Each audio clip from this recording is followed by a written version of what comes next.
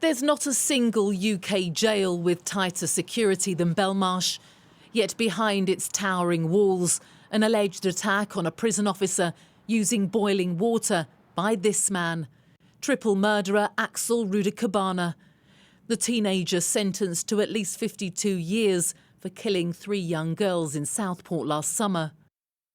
And this latest incident, less than a month after Manchester bomb plotter Hashim Abedi is said to have attacked 4 guards with hot oil and homemade weapons at Durham's Frankland prison.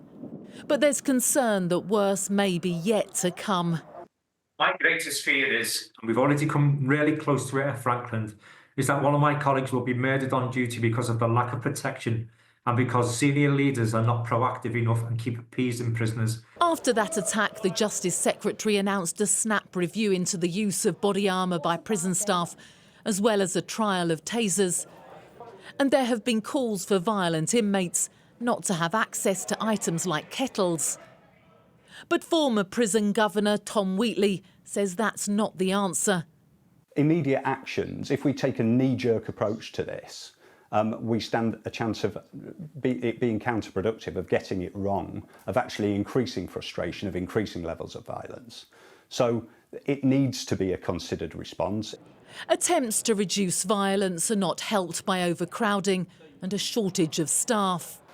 Rudakubana is alleged to have used a kettle in his cell to boil the water before hurling it through the hatch in the door. The officer was taken to hospital and released later without needing further treatment, but the outcome might have been very different. And this latest incident has only highlighted once more the risks prison staff face every time they come to work. Data from the Ministry of Justice reveals the scale of the problem.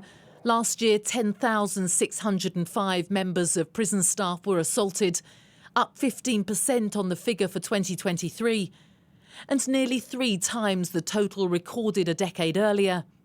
A spokesman for the prison service said, "Violence in prison will not be tolerated, and we will always push for the strongest possible punishment for attacks on our hard-working staff."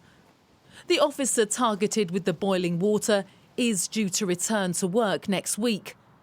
But with incidents like this far too common, it's hardly surprising when staff can't be convinced to keep coming back.